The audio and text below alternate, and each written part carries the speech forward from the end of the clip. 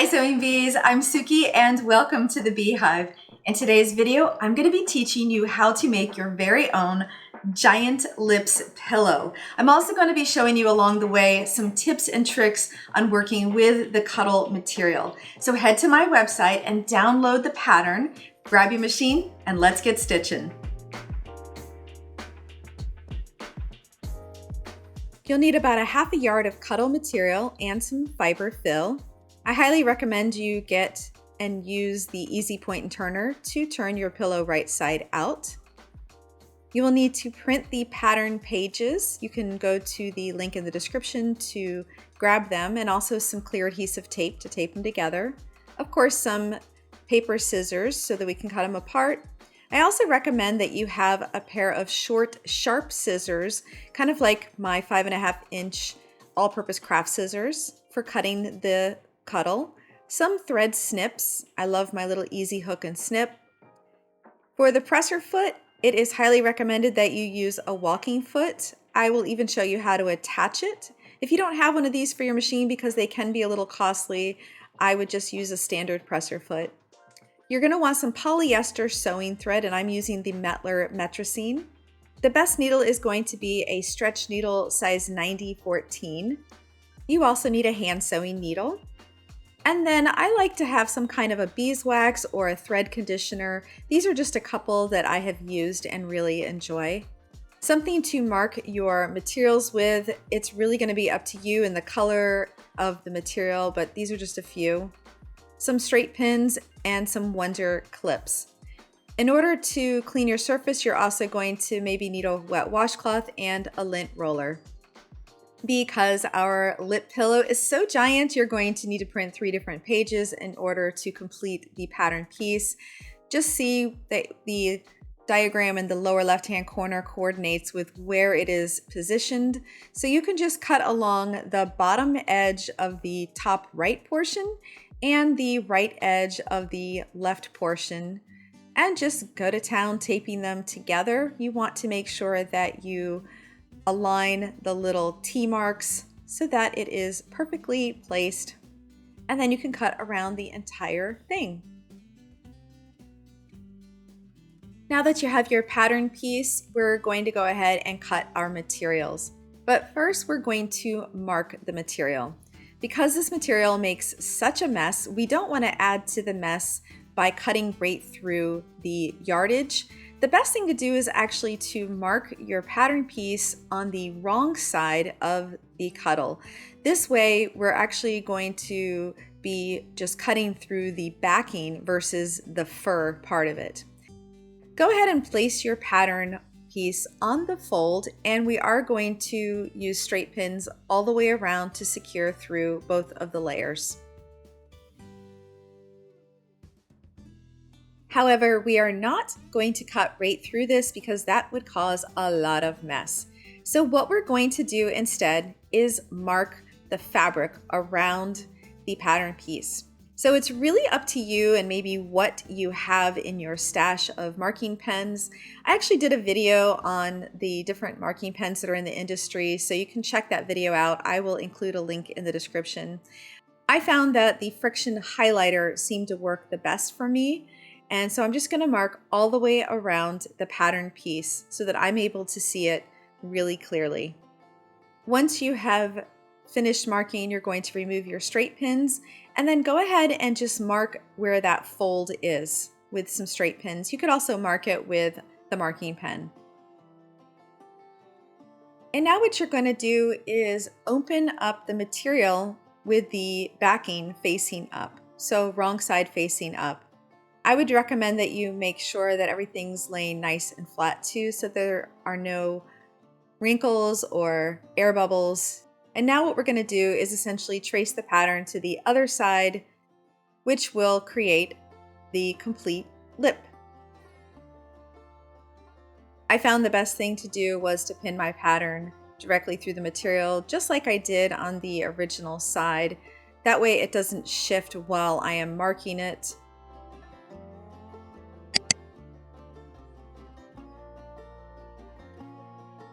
And once you remove your pattern piece, you will see you have the full set of lips.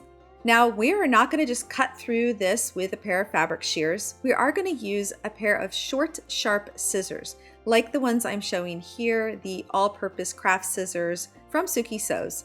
They're nice and short, and which allows you to be able to control the movement much more easily, and they're very sharp, allowing you to cut smaller areas. Now, what you want to do is only cut the backing, meaning you don't want to just cut through all of the fur and the backing, everything. All right, great. So now you should be left with a pair of lips that is going to be either your front or your back of your pillow, because they're the same, it doesn't matter. And now we're going to lay our material out.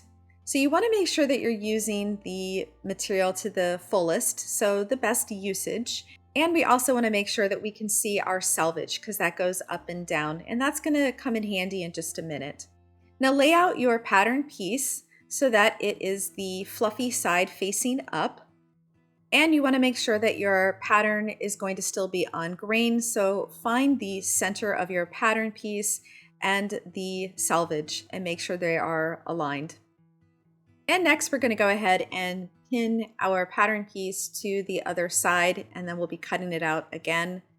I have to say I really like using flower head pins with the Cuddle, mostly because they don't completely get lost in the materials. If you just have regular straight head pins, you just might find it difficult to see them. So if you've not used flower head pins, it's a good investment. I use them almost exclusively. I love flower head pins. Now the next thing to do would be to mark all the way around our lips, or if you're feeling a little courageous, just grab your scissors and start the cutting process. Just be mindful of two things. One, you want to make sure that your materials are always laying nice and flat, and that you're not having the extra material fall over to the side of the table or anything like that, because that will askew the grain of your material. And then the second thing is you want to pull back the fur of the Cuddle to make sure that you are in fact following the line of the backing.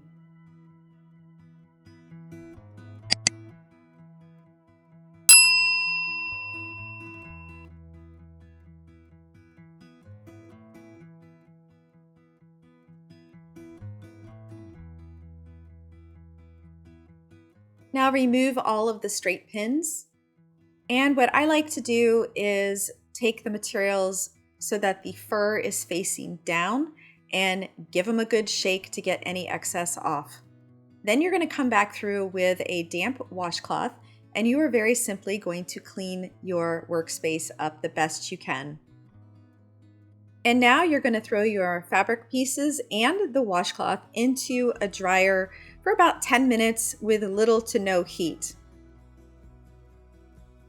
And once you remove your materials from the dryer, you're going to notice immediately how fluffy they are, and then just take the excess out of the lint catcher. If you still feel like there is an excessive amount of fur coming off, you can use a lint roller to go along the edge, and this definitely will help catch a few extra fibers. Now let's place our two lip pattern pieces right sides together, and we're going to align the raw edges. Now, you want to make sure that you keep in mind that the raw edge is not the fur that's peeking past the backing. So what we're really doing is we're aligning the backing raw edges. Okay, sewing bees, now it's time to pin our two materials together. And we are going to be using the flower head straight pins. I find that the Cuddle material just kind of stays where it needs to a little bit better. And you'll also notice that I'm pinning these parallel to the raw edge. This way our pins will stay in our material for as long as they can, because obviously we never want to sew over a straight pin. That could damage our machine, break a needle. But what we're going to do is use some Wonder clips to mark the opening, because we're going to have two openings on our pillow, and then ultimately we're going to stuff the top lip and the bottom lip separately. So we're going to leave an opening at the upper left-hand side and the lower right-hand side. Sew one part, leave an opening, and then sew the other part and leave the second opening. So let's head to the sewing machine. The first thing you want to do is make sure that you lengthen your stitch to either 3 or 3.5. I found that 3.5 just sewed a little nicer. You also want to make sure you have your stretch needle in your machine because we are working with this thicker material that does have a little bit of stretch. And we also want to change our presser foot to the walking foot.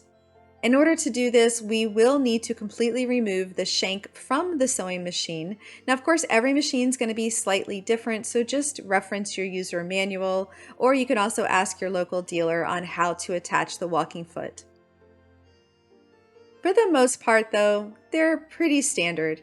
You got to get rid of the presser foot screw, completely remove the shank, and now we're going to go ahead and put the screw back into the presser foot bar.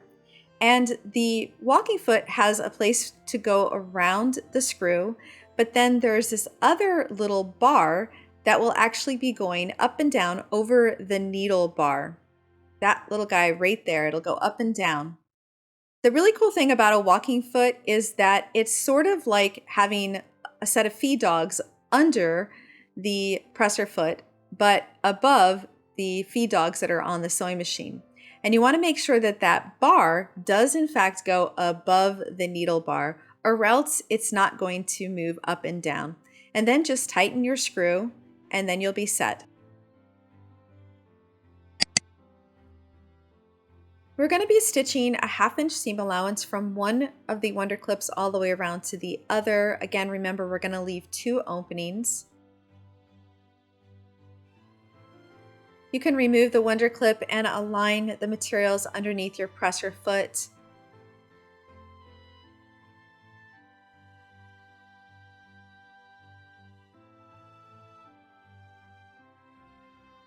And we're just going to follow the edge and stitch about a 1/2 inch seam allowance.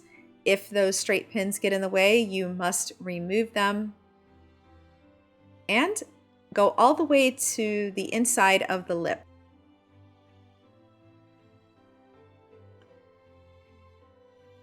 Instead of pivoting here, we are actually going to just stitch straight off the end. When you're making a point or a corner, there's lots of ways to do it. I find that with pillows specifically, especially with this material, I like to sew straight off the edge of the material, and then we'll go straight into the other edge of the material. So we're really just crisscrossing our seams.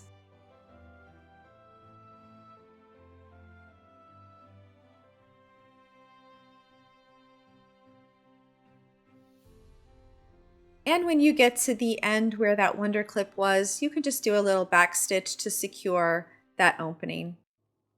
And then you can just clip all your thread tails. If you are using the easy hook and snips, you'll find, especially when you're trying to get really close to the material, that hook comes in real handy.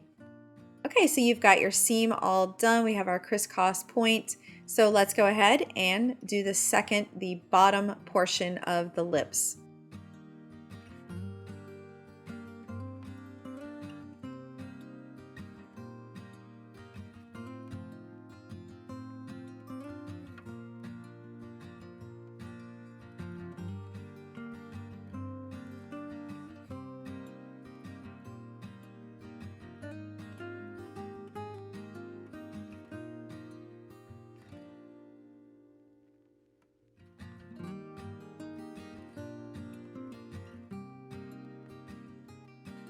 Okay, sewing bees, you're all finished the primary stitching. There should be 2 openings, one at the top and one at the bottom. Now to get nice corners, you might want to miter them and just cut the corners off. Make sure that you don't cut through the stitching. And then you can use your lint roller to pick up any extra pieces. We are going to use the easy point and turner, and the way that this works is you put the hollowed out end inside the project, clamp down and turn it right side out. And then just finish turning your pillow right side out, and you'll notice that you've got your lips beginning to form. But one side of the easy point and turner does have a nice point. When you do with that is just kind of smooth out all of the curved lines by holding on to your seams together and just smoothing it with the point on the inside of your project. Now, if you feel like your lip center top isn't smoothing out enough, you could always go back into your pillow and do a little clipping to help smooth out those seams. I felt like mine was good enough, knowing that I'm gonna be stuffing this in just a minute. Now it's time to mark the center line of our lips, and you can certainly try and use a marking pen or pencil or chalk, but I found it was not very successful, so I decided to follow this method, just using the pattern kind of as a template and laying my straight pins so that they would be easy to take out as I'm stitching, and those pins are ultimately my stitch line. And then I folded it in half, and then I transferred those pins as marks to the other side. You could also completely create your own lip shape. It's entirely up to you. And there we go. And now as I'm stitching, the straight pins will be able to be easily pulled out. And now let's head back to the machine, and we are going to be stitching directly through all of the layers onto where that line is. Now, of course, because we have those straight pins in the way, we're going to have to remove them immediately as we go along.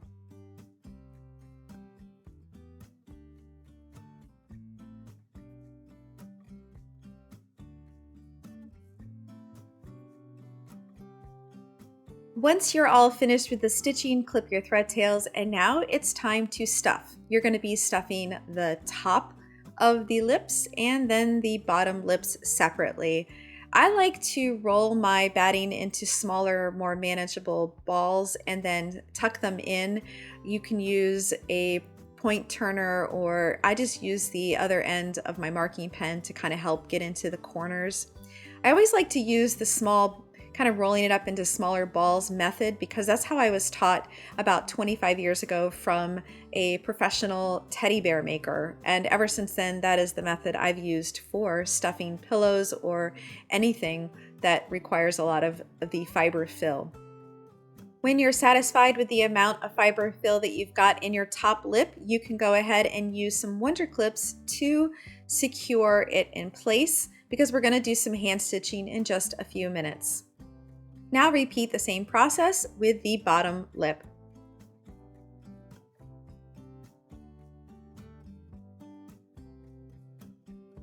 When sewing the two openings closed, I like to do a 4-thread hand sewing needle, which essentially means I'm taking 2 threads and going through the eye of the needle, connecting all of the ends, tying a knot, giving me a total of 4 threads that are going through the material at a time.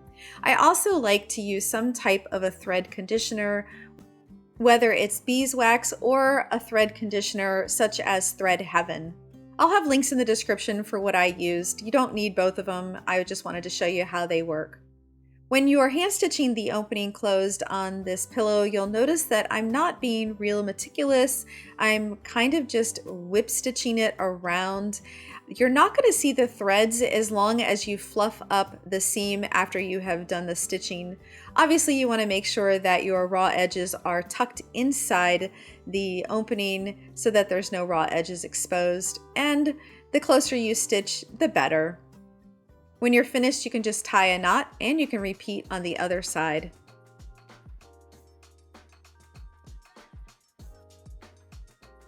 Well, I really hope you enjoyed today's video and made your very own giant lips pillow. Let me know in the comments below, what was your favorite part of today's video? What did you learn about the Cuddle material? Also, give me a thumbs up, subscribe to my YouTube channel if you haven't already. And most importantly, if you want to help grow my YouTube channel, you can share this with one of your sewing friends. Well, my sewing bees, until I see you next time, I hope you have a creative day. Bye-bye.